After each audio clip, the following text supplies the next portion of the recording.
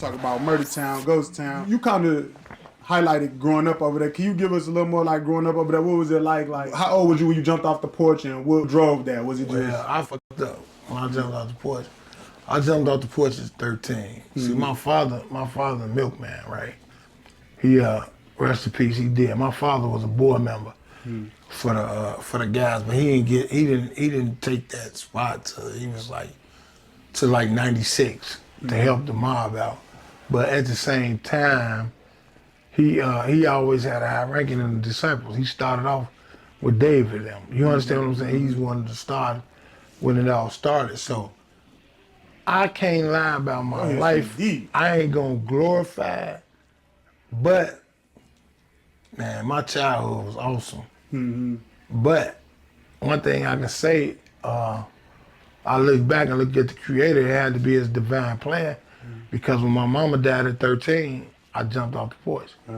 So I always wondered, like, damn, if my mama wouldn't die, would I have still been that dude that was making doubles in school and going to Catholic school? Would I still would have been lamed out? You know what I mean? Or a nerd or whatever the case may be. It was like when my mama died, I chased it. I wanted to like Buck, like me and my father, we was like this. Like how me and my son was, that's how I got that from him, because that's how we was. Like me and my father used to go to parties. We was hitting the same chicks.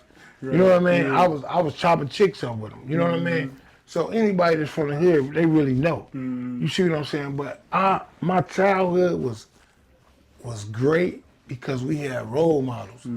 Even though they might have been drug dealers or whatever the case may be, they instilled it in us to go to school. Right. Like you couldn't give one of us no pack. You couldn't give one of us no gun, because a mother could kill you about that. It's different nowadays. Is it shorty? Yeah, man, they'll kill you. Found out a grown mother gave you a pack.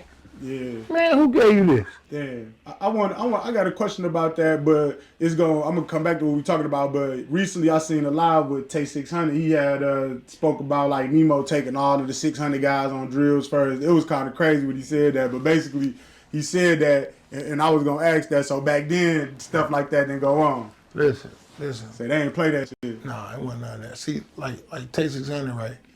That's like a sensitive. That's a real sensitive subject with me, because that's like we married in. You know, my wife, that's his auntie, and that's her favorite motherfucking nephew.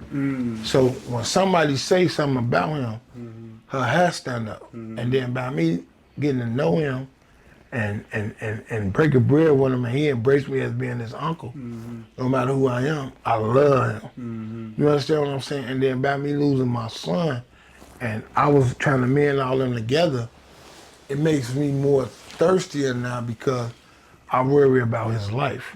So, but I don't try to be overbearing with him. So I don't know his situation. And I got love and respect for Memo. I got love and respect for any motherfucker that stand up when they feel that they back against the wall and they by themselves. See, a lot of people draw off numbers. I don't draw off numbers. I got 1,000 men, but I ain't gonna move like that. Because that's not what we supposed to be about. You know, if we about one thing, let's be about that. Let's stop crushing each other. Let's stop crushing ourselves. You see what I'm saying? So back then, if Memo would have took the guys on the hit, he got broke up. In my day, you took the shorties to do what? And hey, everybody in Chicago, they can tune into this. Everybody in Chicago, when you hear this, check it out. When you hear somebody say, check it out, you know you finna get that violation. In that order. Check it out. Check it out. So look, I want to ask you this, because you just mentioned something. You said Tay 600, you married in. Is that, I had saw an interview with Cairo when he was speaking on Tay 600 and basically called him the law, called him a rat. And you spoke up in Tay 600 behalf. I was wondering, at first, let me finish it. At first, I was wondering why you did that, because I looked at it like your son. I know you ain't got nothing to do with the beef, but your son Gyro and my son ain't had no beef with Tay 600. Yeah, say they was cool. Huh? Hey, if you go back and you look, you ain't. Just go back and look at go back and look at any video I put up. Go back and look at anything that going on.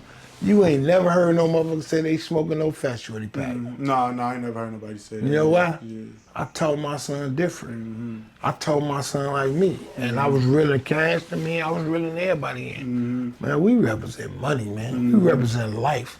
We represent our community. We represent our people. I taught my son different, man. Yeah. My son didn't play. I didn't play that out shit. I'll break his motherfucking jaw. So if I showed him to play, he just them was that's his it. guys. Yeah. Them was his friends. I couldn't choose his friends. Yeah, that's right. And I had to let him live his life. I couldn't choose his friends, but that op shit, no, he wasn't getting it. That. And then him and Memo had words. Him and Memo had words before because he said something about some stupid shit with Memo. He said some shit about some stupid shit with Memo. Right. And I fixed it.